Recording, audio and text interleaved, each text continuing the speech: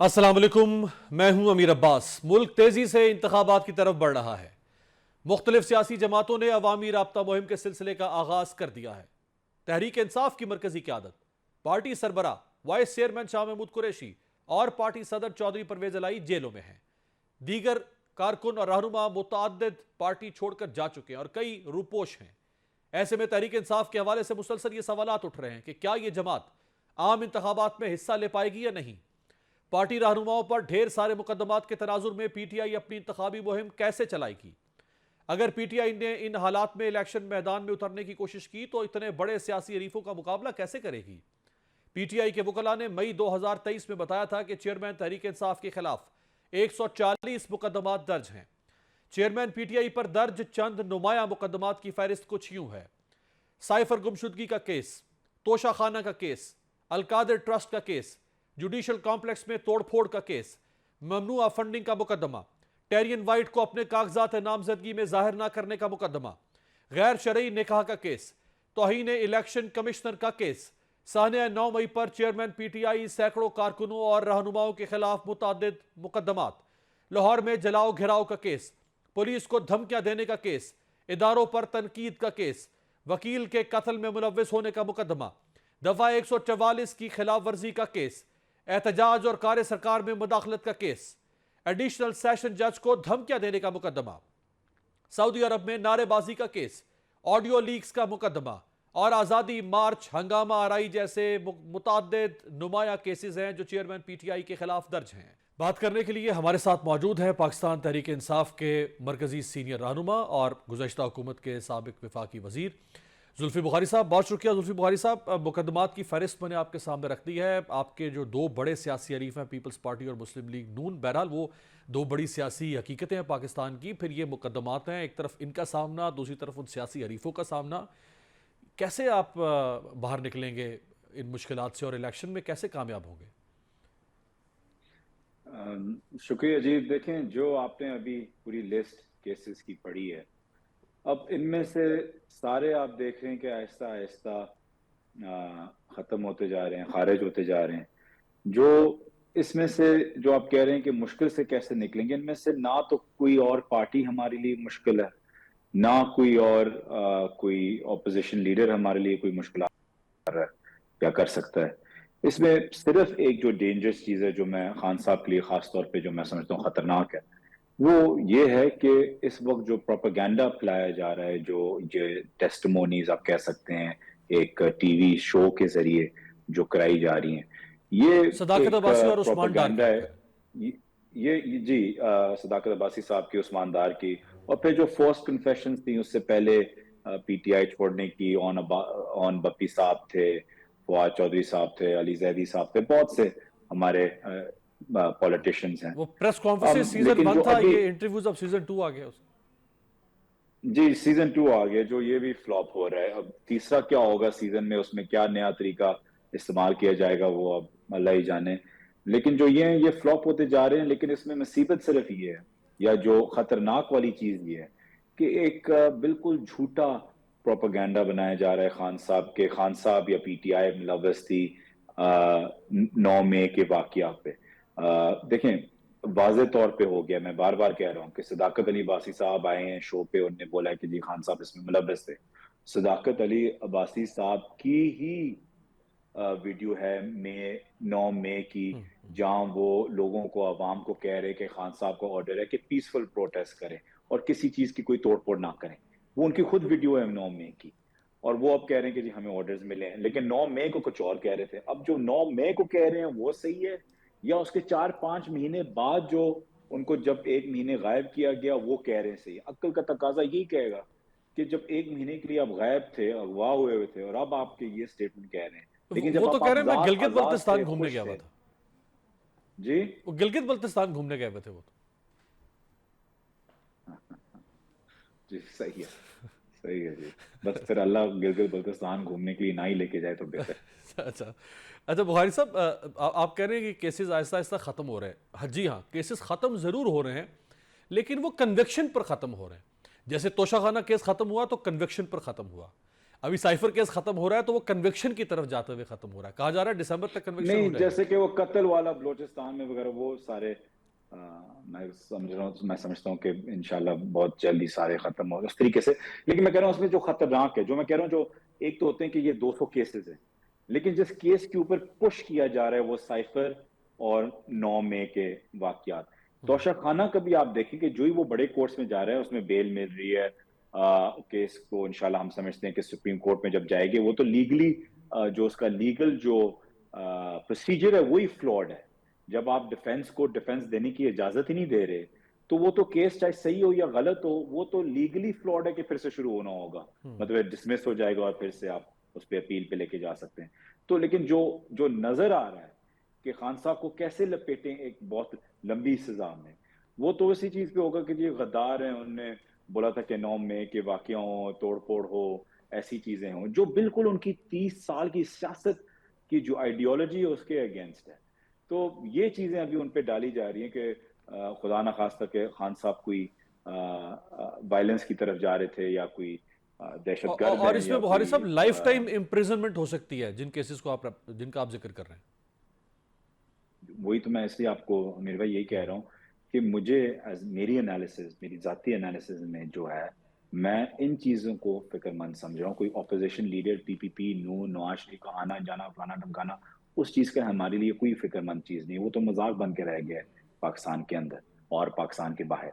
लेकिन जो खतरनाक चीज है कि एक लीडर को जो पाकिस्तान का सबसे बड़ा नेशनल ब्रांड है, जो मुल्क के बाहर सबसे जाने माना पाकिस्तानी है, जो हर इंसान चाहे वो पाकिस्तानी हो, चाहे वो मुसलमान हो, चाहे वो जिस पार्टी का हो, उनको पता है कि एक पेट्रियोटिक पाकिस्तानी है, उनके ऊपर ये केसेस डाले जा रहे हैं कि उनको खुदा ना खास्ता इन जिंदगी, जैसे आपने बोला उम्र भर कैद के ऊपर, 9 मई या साइफर के वाकया के ऊपर, जो उनके साथ कोई लेना देना ही नहीं है। साइफर का इशू उनके लिए कोई इशू है ही नहीं। साइफर इस वक्त मौजूद है फॉरेन मिनिस्ट्री में, या तो फॉरेन मिनिस्ट्री एक स्टेटमेंट दे कि साइफर उनके पास मौजूद नहीं है, जो उन्हें दिया हुआ है कि उनके पास मौजूद है। पहली तो बात यह है कि जो ये ऑफिशियल सीक्रेट्स एक्ट है, ये खुद एक डूवियस या अंडर स्क्रूटनी या कंट्रोवर्शियल एक एक्ट है, क्योंकि प्रेसिडेंट आरिफ अलवी साहब की आपने ट्वीट देखी हुई कि उन्होंने कोई पेपर साइन नहीं किया, ठीक है, कोई डॉक्यूमेंट को एक्ट को ऑथराइज नहीं किया, साइन नहीं किया, लेजिटिमाइज नहीं किया। अब दूसरी चीज ये कि जो ऑफिशियल सीक्रेट एक्ट है वो तब आता है जब आप एक क्लासिफाइड डॉक्यूमेंट के बारे में कुछ बोलते हैं। इस डॉक्यूमेंट को मिनट्स में cabinet, federal cabinet of Pakistan ने डीक्लासिफाई किया हुआ है। तो ये तो एक क्लासिफाइड डॉक्यूमेंट रहा ही नहीं है, और पाकिस्तान की फेडरल कैबिनेट ने किया है। तो इसमें दो राय नहीं, ये कोई कोई तो समझा दे कि आप एक केस कैसे ट्राई कर सकते हैं जब वो डॉक्यूमेंट ही क्लासिफाइड नहीं रहा। तो ये एक बहुत बड़ा मजाक बन के रह गया। लेकिन ये सिर्फ और सिर्फ इग्नोर हुआ जा रहा है कि इमरान खान को किसी तरीके से जिंदगी भर कैद हो जाए। अच्छा, अगर अगर हम हाइपोथेटिकली बात कर लेते हैं कि अगर कन्विक्शन हो जाती है उनको इलेक्शन से पहले, वो इलेक्शन जनवरी के एंड पर अगर होते हैं, दिसंबर में या जनवरी में कन्विक्शन हो जाती है, वट जो भी उसका इम्प्रिजनमेंट का टाइम होता है, 3 साल 5 साल 14 साल, तो इलेक्शन तो वो नहीं लड़ सकेंगे फिर, तो इलेक्शन तो उनके बगैर पीटीआई के ऊपर जाना पड़ेगा। देखें, बात तो ये है कि जो भी होगा हम उसको कानूनी तौर पे सुप्रीम कोर्ट में चैलेंज करेंगे, वो तो एक लाजमी बात है। लेकिन दूसरी चीज ये कि इमरान खान ने पिछले 16-18 महीनों में सिर्फ एक बात की है कि साफ शफाफ इलेक्शन हो। पाकिस्तानी अवाम को एक मौका मिलना चाहिए कि वो अपना लीडर खुद चुने। अगर कोई लीडर ऐसे आ गया जो अवाम का चुना हुआ ना हो, वो बड़ी डिसीजन कभी ले नहीं सकेगा। जो मुश्किल हालात हैं इस वक्त पाकिस्तान में, जो इकोनॉमिक हमारे पास इश्यूज हैं, जो मुश्किलात हैं, आप उस पर कभी डिसीजन नहीं ले सकेंगे कि कोई बड़ी, अगर अवाम का इलेक्टेड ना बंदा ना आए। तो इसलिए लिहाजा हम तो इलेक्शंस ही, एक ही चीज हमारी डिमांड थी, इलेक्शंस। अब खुदा ना खास्ता इमरान खान साहब पे ऐसा कोई मुश्किल वक्त आ जाए कि लंबी उम्र कैद हो जाए, वो तो हम अपील करेंगे, और फिर उसके बाद जो उनके ऑर्डर्स होंगे उसके मुताबिक जाएंगे। लेकिन याद रखें कि खान साहब का एक ही मौकफ था कि फ्री एंड फेयर इलेक्शंस हो इस मुल्क में। और आप पीटीआई इंसान इलेक्शन को इलेक्शन कंटेस्ट करेगी पीटीआई हर हाल में, चाहे आपकी जितनी भी लीडरशिप गिरफ्तार कर ली जाए, रूपोश हो, पीटीआई इलेक्शन का बॉयकॉट नहीं करेगी।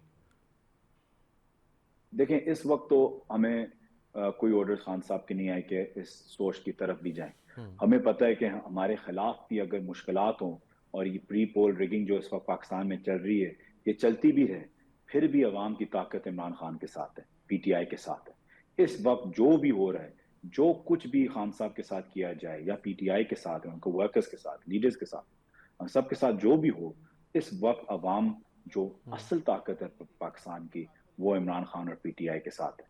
तो आप इलेक्शन कैसे कराएंगे जब ताकत खान साहब के साथ होगी? चाहे आप जितने लोगों भी डाल दें, पूरी लीडरशिप भी अंदर डाल दें, सेकंड टियर भी लगा दें, हमारी थर्ड टियर लीडरशिप भी इस वक्त उस पोजीशन में है कि वो इलेक्शन जीत सके। लेकिन हमें आवाज उठानी चाहिए, और मुझे हैरान है बाकी पार्टीज के ऊपर कि एक तो जो इस वक्त प्री पोल रिगिंग पीटीआई के खिलाफ, पीटीआई वाहिद जमात है पाकिस्तान के अंदर जहां बैंड आउटफिट्स को भी जगह मिल रही है अपनी कैंपेनिंग और जलसे करने की और कॉर्नर मीटिंग्स, पीटीआई को नहीं मिल रही। मतलब बैंड आउटफिट्स को भी मिल रही है, पीपीपी और नून को तो छोड़ें। तो इस वक्त सिर्फ हम एक जमात है जिसके साथ ये, मैं समझता हूँ, पाकिस्तान की हिस्ट्री की सबसे बड़ा प्री पोल रिगिंग हो रही है। लेकिन बाकी जमातों को आवाज तो उठानी चाहिए कि 90 दिन में इलेक्शंस नहीं हो रहे, इलेक्शंस जनवरी में मैं नहीं समझता कि होंगे। और जो ये अपने आप को जमहूरियत की जमातें कहलवाती हैं, इनसे वो भी नहीं हो रहा। उनसे मतलब है कि बात ही नहीं हो रही कि इलेक्शंस हमें हर हाल में सही। जनवरी में चाहिए या उससे पहले आखिरी चाहिए। क्वेश्चन बुखारी साहब, कोई इलेक्शन ही नहीं चाह रहा। आखिरी क्वेश्चन आपसे कि क्या आपके चेयरमैन को पेशकश हो रही है बाहर से कि उनको मुल्क से बाहर एग्जाइल में भेज दिया जाए, या अंदर से कोई कोशिश ऐसी हो रही है उनको बाहर निकालने की? देखिए, बाहर से तो मुझे तो नहीं पता। जाहिर बात है, जो लोग खान साहब के लिए कंसर्न हैं, जो हमदर्दी रखते हैं, वो यही चाहेंगे कि खान साहब इस वक्त सॉलिटरी कन्फाइनमेंट में लीगली, जिस तरीके से अडयाला जेल में एक मौत की चक्की में रखा गया है, वो कोई भी बंदा जिसमें थोड़ा सी रहम हो अपने दिल के अंदर, वो कहेगा कि नहीं, इमरान खान जैसा बंदा वहां नहीं होना चाहिए, वो मुल्क के बाहर ही आ जाए, शायद मुल्क उनके लिए तैयार ना हो। लेकिन मैं इस पर हाँ या ना कह नहीं सकता, लेकिन मैं समझता हूँ हमदर्दी के तौर पर बेशक हो सकता है जो उनके बहुत बहुत दोस्त शुक्रिया जुल्फी बुखारी बाहर। साहब, साबिक वफाकी वजीर पाकिस्तान तहरीक इंसाफ के मरकजी रहनुमा हमारे साथ मौजूद थे। वीडियो लिंक पे एक ब्रेक पे जाते हैं, ब्रेक से वापसी पे बात करेंगे 12 अक्टूबर 1999, आज 24 साल बीत गए हैं, पाकिस्तान की जमहूरियत कहाँ खड़ी है? ब्रेक के बाद खुश आमदेद। 12 अक्टूबर 1999 पाकिस्तान की तारीख का एक ऐसा आईना है जिसमें कई चेहरों और मुल्की निज़ाम की असलियत अयां है। 12 अक्टूबर 1999 एक जिंदा तारीख है जिसके दो मरकजी किरदारों में उस वक्त के वज़ीर आज़म मियां नवाज शरीफ आज भी माजी जैसे ही मसाइल का शिकार हैं, जबकि उस वक्त के army chief general Pervez Musharraf अब्दी नींद सो चुके हैं। उस वक्त भी नवाज शरीफ सिप्पा सलारे वक्त को अपना दुश्मन और मुखालिफ समझते थे, और आज भी वो एक साबिक आर्मी चीफ जनरल बाजवा को अपने तमाम मसाइब की वजह करार देते हैं। 12 अक्टूबर 1999 को जनरल परवेज मुशर्रफ ने नवाज शरीफ की हुकूमत का तख्ता उल्टा था, लेकिन यह सब कुछ बहुत ड्रामाई अंदाज में हुआ। बीबीसी को दिए एक इंटरव्यू में मोहतरमा बेनजीर भुट्टो ने कहा था कि नवाज शरीफ ने सदर फारूक लगारी, chief justice Sajjad Ali Shah, chief of naval staff Mansoor ul Haq और chief of army staff Jehangir Karamat को निकाला, लिहाजा नवाज शरीफ को तो जाना ही था। कारगिल जंग के बाद से वज़ीर आज़म नवाज शरीफ और army chief general Pervez Musharraf के दरमियान बदएतमादी में इजाफा होता गया। खाने की एक दावत पर जनरल परवेज मुशर्रफ ने नवाज शरीफ को यकीन दिलाया कि वो उनके खिलाफ कोई भी इकदाम करने का इरादा नहीं रखते। जनरल परवेज मुशर्रफ श्रीलंका के दौरे पर रवाना हुए तो वज़ीर आज़म नवाज शरीफ ने उन्हें ओहदे से हटाकर जनरल ज़ियाउल हक भट्ट को नया आर्मी चीफ मुकर्रर कर दिया। जनरल मुशर्रफ का तैयारा वतन वापसी के लिए फजा में ही था कि नवाज शरीफ की हुकूमत ने तैयारे को उतरने की इजाजत ना दी। फिर फौज की 111 ब्रिगेड हरकत में आई, नवाज शरीफ गिरफ्तार हुए। Corps commander Karachi general Muzaffar Usmani और जनरल महमूद ने परवेज मुशर्रफ के तैयारे की लैंडिंग के लिए रनवे को खाली करवा लिया। कंट्रोल टावर के जरिए जनरल उस्मानी और परवेज मुशर्रफ के दरमियान राब्ता कायम किया गया। हालात का जायजा लेने के लिए परवेज मुशर्रफ ने जनरल उस्मानी से पूछा, बताओ मेरे कुत्ते का नाम क्या है? जनरल उस्मानी के दुरुस्त जवाब देने के बाद परवेज मुशर्रफ के तैयारे ने एयरपोर्ट पर लैंड किया, यानी कि यह कोड वर्ड था। मुशर्रफ तैयारे से बाहर आए और दोनों जनरलों ने तैयारे से उतरने पर परवेज मुशर्रफ को सैल्यूट किया। 12 अक्टूबर 1999 के वाक़े को नवाज शरीफ जनरल परवेज मुशर्रफ की सोची समझी साजिश करार देते हैं। उसके बरक्स परवेज मुशर्रफ नवाज शरीफ की हुकूमत को नाअहल और करप्ट करार देते हुए दावा करते थे कि नवाज शरीफ ने पाकिस्तान को डिफॉल्ट की तरफ धकेल दिया था और उस वक्त ज़र मुबादला के ज़खायर सिर्फ $400 मिलियन रह गए थे। अगर मियां नवाज शरीफ के सदर फारूक लगारी, chief justice Sajjad Ali Shah, chief of naval staff Mansoor ul Haq, army chief Jahangir करामत और जनरल बाजवा के साथ ताल्लुकात पर नजर डाली जाए तो यह वाज़ेह होता है कि नवाज शरीफ बुनियादी तौर पर शक की तबीयत के हामिल रहे हैं। इसीलिए वो जब भी इक्तदार में आए वो इस शक में मुब्तला हुए कि उन्हें इक्तदार से निकालने के लिए साजिश हो रही है। 12 अक्टूबर 1999 के वाक़े को तकरीबन 24 साल गुजर चुके हैं। परवेज मुशर्रफ तो अब इस दुनिया में नहीं रहे, लेकिन नवाज शरीफ चौथी बार मुल्क के वज़ीर आज़म बनने के लिए बरतानिया से पाकिस्तान वापस आ रहे हैं और इस बार भी उनका बयानिया यही है कि मुझे साजिश के जरिए निकाला गया था। 24 साल में पाकिस्तान की जमहूरियत ने क्या सफर तय किया। हमारे साथ मौजूद हैं दो शख्सियात, पाकिस्तान के सीनियर सहाफ़ी और पाकिस्तान की तारीख पर गहरी निगाह रखने वाले नज़ीर लगारी साहब, आपका बहुत शुक्रिया। सियासी और दिफाई तज्ज़िया निगार ब्रिगेडियर रिटायर्ड गज़नफ़र अली साहब, अहम ओहदों पर तैनात रहे हैं पाकिस्तान की फ़ौज में रहते हुए, आपका भी बहुत शुक्रिया। नज़ीर लगारी साहब, 24 साल का ये सफ़र, पाकिस्तान की जमहूरियत आज एक दफ़ा फिर किसी ख़तरे से दो चार नज़र आती है। इलेक्शन नहीं हो पा रहे मुल्क में, कहा जा रहा है आगे भी कोई हतमी तारीख नहीं नज़र आ रही, जनवरी फरवरी मार्च, तो जमहूरियत की बुनियाद है इंतखाबात और ह्यूमन राइट्स, बहुत सारे इशूज़ हैं। क्या सफ़र तय किया 24 साल में हमने? हाँ, हमारा सफ़र हमेशा जिगजैग होता है और वो जितना हम आगे बढ़ते हैं उतना ही हम पीछे आते हैं, लेकिन बहरहाल जा आगे की तरफ रहे होते हैं लेकिन पीछे बहुत चले जाते हैं। बहुत ही जिगजैग और बहुत ही डामाडोल किस्म का सफ़र है। मियां नवाज शरीफ का ये पहला वाक़या नहीं था कि उन्होंने जहांगीर करामत को हटाया, ये जहांगीर करामत से उनका तनाज़ा हुआ, जनरल आसिफ नवाज से भी उनका तनाज़ा हुआ था और जनरल आसिफ नवाज की अचानक वफात के बाद जो है जनरल अपना वो आए थे, जनरल काकड़, अब्दुल वहीद काकड़ आए थे और ये ज़माना वो था जब मोहतरमा बेनज़ीर भुट्टो के साथ था, लेकिन जब जनरल वहीद काकड़ के दौर में वज़ीर आज़म बने मियां नवाज शरीफ, तब भी एक तनाज़ा हुआ था और उन्हें इस्तीफ़ा देना पड़ा था मियां नवाज शरीफ साहब को। फिर काकड़ फार्मूला आया। जी, काकड़ फार्मूला आया था जिसमें दोनों को इस्तीफ़ा देना पड़ा था, प्रेसिडेंट को भी और वज़ीर आज़म को भी अपने अपने मनसब को छोड़ना पड़ गया था। और जहांगीर करामत के दौर में भी यही हुआ था। एक बड़ा मीटिंग थी कोलंबो में और पाकिस्तान के सेक्रेटरी खारजा, साबिक सेक्रेटरी खारजा नियाज़ नायक और मैं भी उनके साथ शामिल था और इंडिया की तरफ से भी एक जनरल थे जो वेस्टर्न कमांड के कमांडर रह चुके थे, वो भी लेफ्टिनेंट जनरल थे। तो उन्होंने एक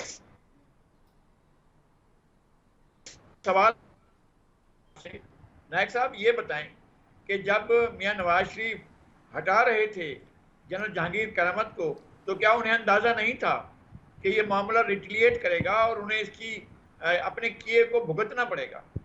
तो वो बात टाल गए थे और उन्होंने कोई और मौजूद छोड़ दिया और कहा कि मैंने राजीव गांधी से ये कहा, राजीव गांधी ने मुझसे ये कहा, मेरे उनके साथ ये ताल्लुकात थे, उनके साथ ये बात। उन्होंने दोबारा ये सवाल किया, उन्होंने कहा एम्बेसडर नायक, मैं आपसे ये पूछ रहा हूँ कि क्या नवाज शरीफ को ये मालूम नहीं था कि जिस तरह से वो हटा रहे हैं जनरल जहांगीर करामत को, उसका खमियाजा उन्हें भुगतना पड़ेगा?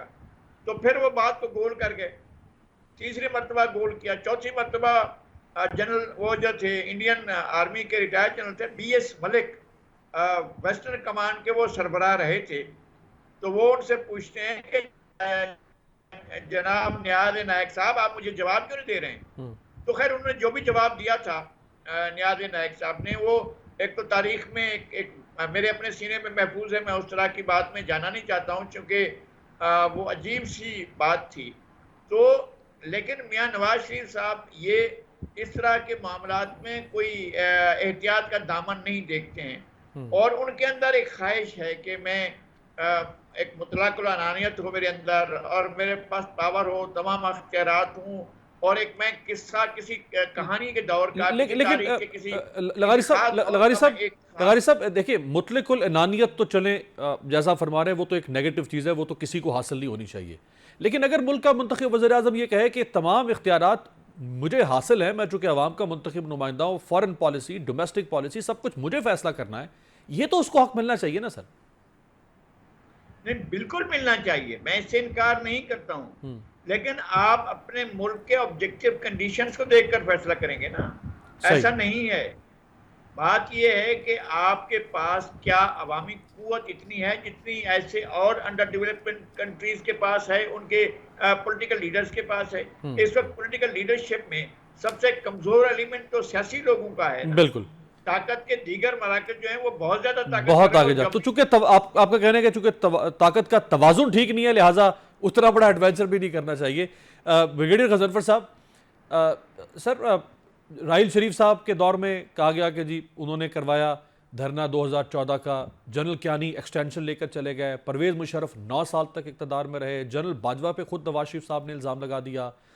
तो अगरचे 12 अक्टूबर दोबारा नहीं हुआ इन 24 सालों में, लेकिन हालात तो उसी किस्म के, एक इंटरवेंशन, सियासी लीडर्स के ऊपर दबाव, मदाखलत, हालात तो वही रहे हैं 24 साल। बहुत बहुत शुक्रिया। आपने अपने इंट्रो में एक तारीख भी बयान की और उसमें आपने एक सेंटेंस इस्तेमाल किया और वो सेंटेंस को रिमाइंड कर वो उसके ऊपर एक छोटा सा कमेंट करना चाहता हूं कि आपने कहा कि वो नवाज शरीफ ने कहा कि परवेज मुशर्रफ ने मुझे साजिश से हटाया। तो अगर आप तारीख के दोहराहे को देखेंगे और उनके ऊपर से उन सफ़ों के ऊपर से गर्द उठाएंगे तो असल में तो बुनियादी तौर पे जो वजह थी वो नवाज शरीफ की साजिश थी जो उन्होंने की हुई थी जनरल परवेज मुशर्रफ के खिलाफ, कि जी उन्होंने उनको हटाना था। और इसका इंदिया उन्होंने उस वक्त दे दिया था जिस वक्त उन्होंने हुकूमत संभाली थी और अपने क्लोजेस्ट कलीग को उन्होंने ये बता दिया था कि जी अगला चीफ आर्मी स्टाफ जो है वो जनरल भट्ट होंगे। अब आपने परवेज मुशर्रफ को हटाना था, प्राइम मिनिस्टर के पास पूरा इख्तियार है, लेकिन उसका एक तरीक़ाकार होता है। जैसे जनरल जहांगीर करामत को हटाया गया, जनरल जहांगीर करामत साहब ने नहीं रेजिस्ट किया, वो चले गए और नई आर्मी चीफ आ गए। तो इस अगर वो जनरल परवेज मुशर्रफ पाकिस्तान में होते, कहीं बाहर से ना आ रहे होते, उनके जहाज को लैंड करने से मना ना किया गया था, आप जब लैंड करते उनको बुलाते और कहते कि जी मैं रिप्लेस कर रहा हूँ आपको, तो एक लीगल एक बड़ी उसके अंदर एक डिसेंसी और एक लीगैलिटी आ जाती। तो असल में तो वो साजिश नवाज शरीफ की थी कि वो परवेज मुशर्रफ को बाहर देख के अपने प्लान को अमल करना, और ये उनका तरीकाकार है। ये उनकी जहन के अंदर जो वो एक अमीरुल मोमिनीन टाइप की सोच आई थी ना, वो उनके जहन के अंदर आज भी मौजूद है। अब देखिए इसी हालत में देख लीजिए, अभी आज ही आप अपने बयानात को देख रहे कि जनरल बाजवा और जनरल फैज, हालांकि जनरल बाजवा ने भी और जनरल फैज ने भी फैसिलिटेट किया है नवाज शरीफ को पाकिस्तान से बाहर जाने के लिए, जहां जाके वो रहे। जब उनको सजा हुई थी उस वक्त तो DGISI जैसे जनरल नवीद मुख्तार थे। तो तारीख को अगर सही तरीके से देख के उसका हम एनालिसिस निकालें। लेकिन ब्रिगेडियर साहब, अगर ये भी हकीकत है, अगर जैसा आप फरमा रहे हैं कि जनरल बाजवा ने और जनरल फैज ने फैसिलिटेट किया बाहर जाने के लिए, तो ये भी तो बजाते खुद एक गैर आईनी काम होगा ना। एक आर्मी चीफ और एक DGISI का क्या काम है कि वो किसी सजा याफ्ता शख्स को बाहर निकलवा दे और केसेस को मनूवर करके। मैं जो आपसे अर्ज कर रहा हूँ वो उस बात पे कर रहा हूँ जो आपने एक टसल की बात की है कि टसल जनरेट क्यों करती, उसकी लीगैलिटी के ऊपर। जिस वक्त आप एक इंसानी हमदर्दी को देखते हैं और एक प्लेटलेट्स की रिपोर्ट देखते हैं, एक मेडिकल की रिपोर्ट देखते हैं और प्रेशर उसका मेडिकल के जरिए आ रहा होता है, तो उस वक्त तो कोई ना कोई चीज जो अरबाब इख्तियार है उनको करनी पड़ती है। परवेज मुशर्रफ साहब का भी आपको वाकया याद हो, PMLN की हुकूमत।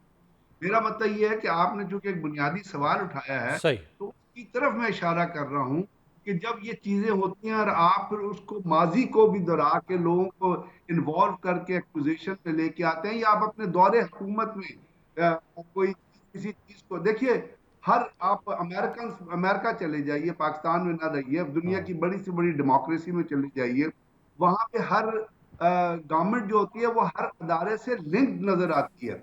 यानी अगर कोई वहां पे एजेंसीज हैं तो उनकी इनपुट लेते हैं, अगर कोई वहां पे एडमिनिस्ट्रेटिव है तो उनकी इनपुट लेते हैं। तो मेरा मतलब ये कि एक टीम के तौर पे आप काम करते हैं और ये काम चलने भी इसी तरह चाहिए। बिल्कुल ठीक, बिल्कुल। एक बहरहाल रियासत के तमाम जो ऑर्गन्स हैं उनमें हम आंगी का होना तो बहुत ज़रूरी है।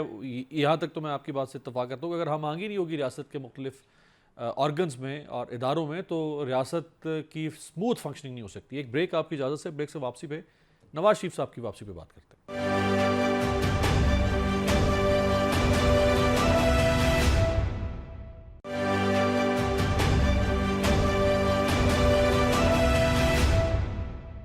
ब्रेक के बाद खुशामदीद। नज़ीर लगारी साहब और ब्रिगेडियर रिटायर्ड गजन फरीद साहब मेरे साथ मौजूद है। लगारी साहब, नवाज शरीफ साहब की वापसी अब तो लंदन से चूंकि निकल पड़े हैं तो हम उम्मीद करते हैं कि वो पाकिस्तान भी पहुंच ही जाएंगे। अब दरमियान से कोई शॉर्टकट नहीं होगा। अभी तो कोई शक नहीं होना चाहिए नवाज शरीफ साहब की वापसी पे। अगर कोई कहे कि नहीं अब अभी भी नहीं आएंगे, अब तो वो आएंगे ना। नहीं, एक तो ये है कि ये बयानिया वापस लेना पड़ेगा कि जनाब वो चौथी बार भी वज़ीर आज़म बनेंगे।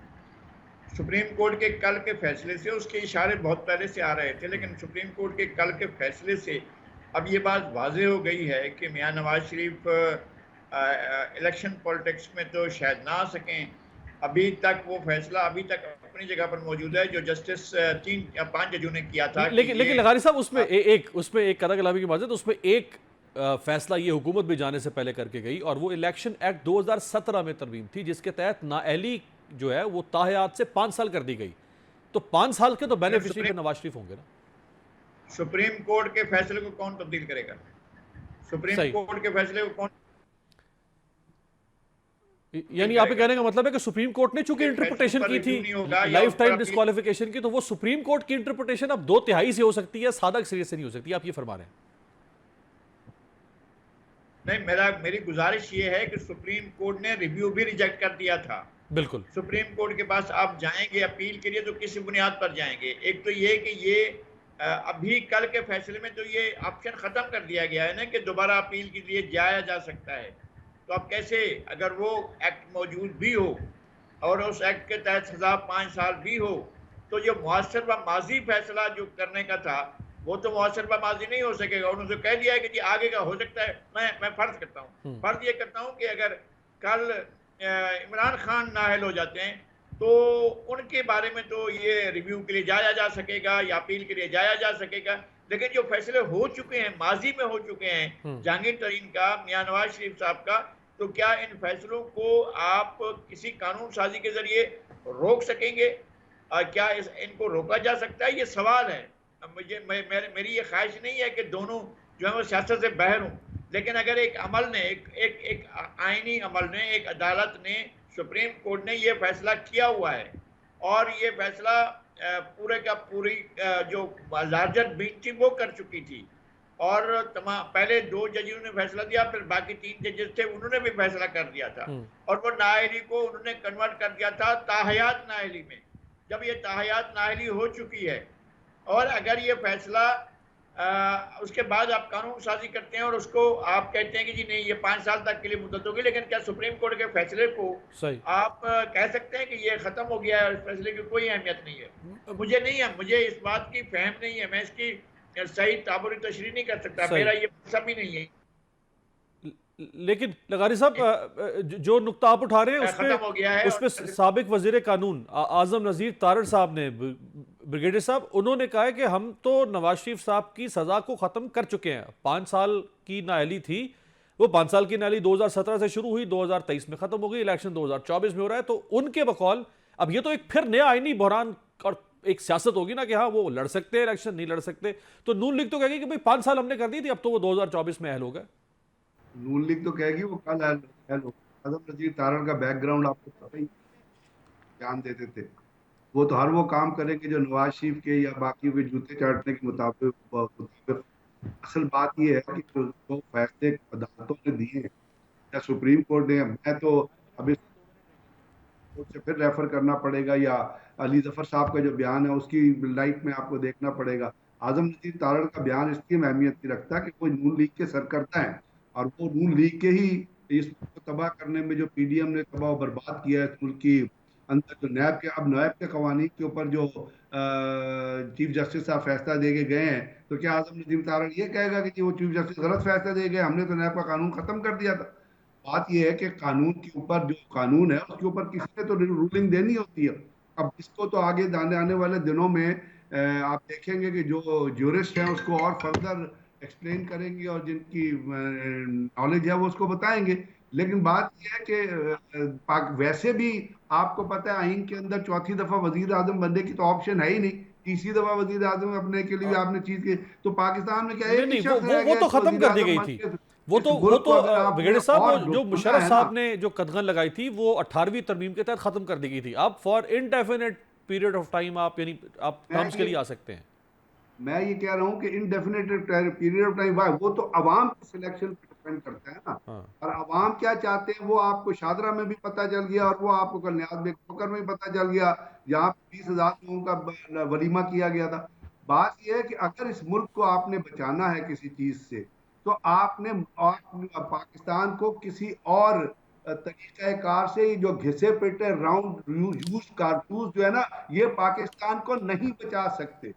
ये एक बहुत बड़ी गलती है। नवाज शरीफ ने कोई, अगर नवाज शरीफ के पास कोई बहुत बड़ा प्लान था और उसके पास कुछ ऐसे दिमाग थे जो पाकिस्तान को मुसीबत से निकाल सकते थे, पाकिस्तान की मईशत जो डुबोई है पीडीएम ने, जिसको बर्बाद किया है $60 ने, तो जहांगदार ने उसको ठीक कर सकते। तो नवाज शरीफ ने वो दिमाग शहबाज शरीफ को क्यों नहीं दिए? क्यों नहीं उसको उसने वो नॉलेज प्रोवाइड की? क्यों वो रूल्स नहीं दिए? क्यों वो उसने उसको फार्मूला नहीं दिया? शहबाज शरीफ उसका भाई है ना, इसका मतलब वो शहबाज शरीफ को डिच करना चाहता था, वो शहबाज शरीफ को बदनाम करना। अब इसका तो यही मतलब देंगे ना। ब्रिगेडियर साहब, ऐन मुमकिन है कि वही काबीना जो नून लीग के हिस्से की, जो शहबाज शरीफ साहब के साथ थी, वही काबीना अगर नवाज शरीफ वज़ीर आज़म होते हैं तो वही नवाज शरीफ के साथ होगी, तो वही टीम होगी। नतीजा कैसे तब्दील हो सकता है लगारी साहब, शॉर्टली सर? नहीं, मेरा ख्याल है कि नतीजा कोई तब्दील नहीं हो सकता है। असल पहले उससे पहले हम नहीं सोच रहे हैं कि वज़ीर आज़म कौन बन रहा है कौन नहीं बन रहा है। अभी इलेक्शन नहीं हुए हैं, अभी इलेक्शन होना बाकी है। अभी ये तय नहीं हुआ है कि कौन सी पार्टी जो है वो इलेक्शन लड़ रही है, कौन सी पार्टी नहीं लड़ रही है, किस पार्टी को लड़ने दिया जा रहा है, किस पार्टी को लड़ने नहीं दिया जा रहा है। वो बिल्कुल दूसरी बातें हैं। और क्या ये मियाँ नवाज शरीफ सब तशरीफ ला रहे हैं कि तशरीफ नहीं ला रहे हैं? वो वहाँ से रवाना हो चुके हैं, सऊदी अरब पहुँच चुके हैं। ये फैसला उनके पास भी पहुँच चुका है और फैसले की तमाम मंदरजात भी उन तक पहुँच चुके हैं। उसके बाद ये फैसला करते हैं। उनकी अपनी माहिरीन की टीम क्या कहती है? अगर माहिरीन की टीम उनको कहती है कि आ जाएं, तो फिर क्या होगा? क्या वो सीधे वहां से जो है जलसागाह में जाएंगे, या वहां से वो जेल में जाएंगे? यह भी सही, फैसला होना बाकी है, अभी तक मालूम नहीं है। उन्हें बिल्कुल बेल सही। यानी नवाज शरीफ साहब के पास अभी 8 रोज़ बाकी हैं फैसला करने के लिए कि उन्होंने वापस आना है इस नए सुप्रीम कोर्ट के फैसले के बाद, प्रैक्टिस एंड प्रोसीजर एक्ट के ऊपर, जो सुप्रीम कोर्ट ने इंटरप्रिटेशन कर दी है, और जिस तरह उसमें 3 मुख्तलिफ हवालों से 3 फैसले मौजूद हैं। नवाज शरीफ की वापसी बहरानों को ख़त्म करने जा रही है या बहरानों को पैदा करने जा रही है? ये है एक अहम सवाल है जिस पे आइंदा चंद दिनों में बहस होती रहेगी। बहुत बहुत शुक्रिया ब्रिगेडियर रिटायर्ड गजनफर अली साहब और नज़ीर लगारी साहब हमारे साथ मौजूद थे। आपसे मुलाकात होगी पीर के रोज़। देखते रहिएगा जमहूरियत।